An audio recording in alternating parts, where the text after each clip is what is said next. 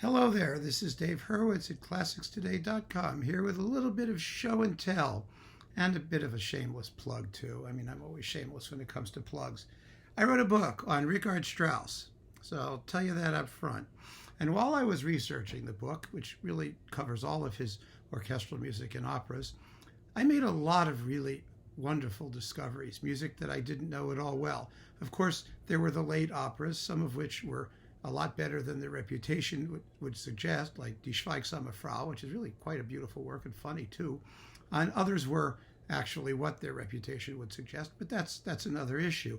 One of the really great discoveries in Strauss are his orchestral songs. Now, of course, everybody knows the Four Last Songs. You know them practically by heart, I guess, if you like orchestral leader, and a few of the other ones too, because they get coupled with the Four Last Songs, right? But the truth is, he wrote over 40 orchestral songs, and you can get them if you're interested.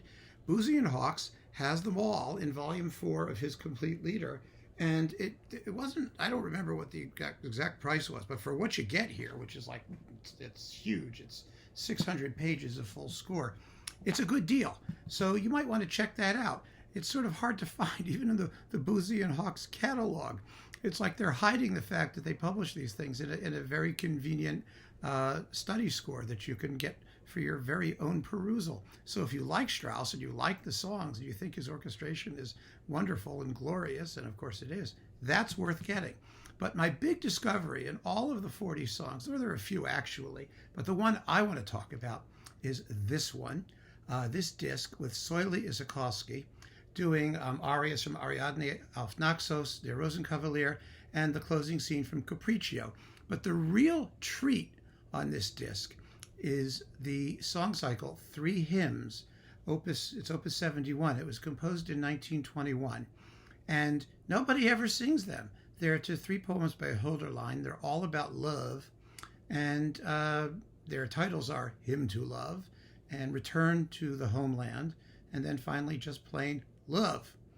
And they're gorgeous. I mean, gorgeous, really gorgeous. Let me get my remote here.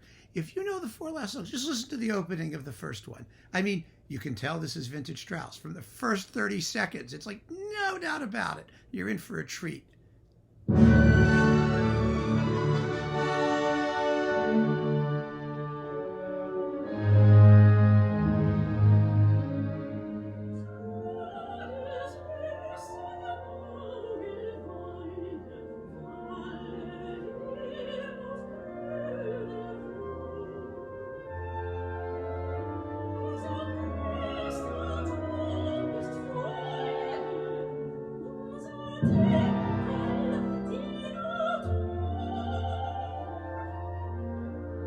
I mean, huh?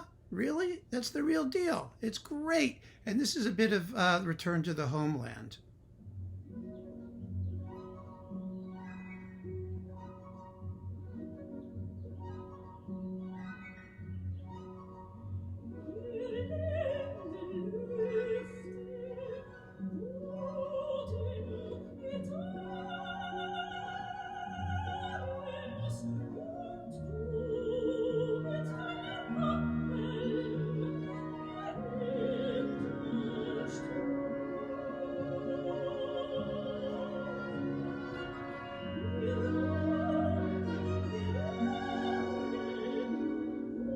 I mean, you don't want it to stop. You really don't. It's just great.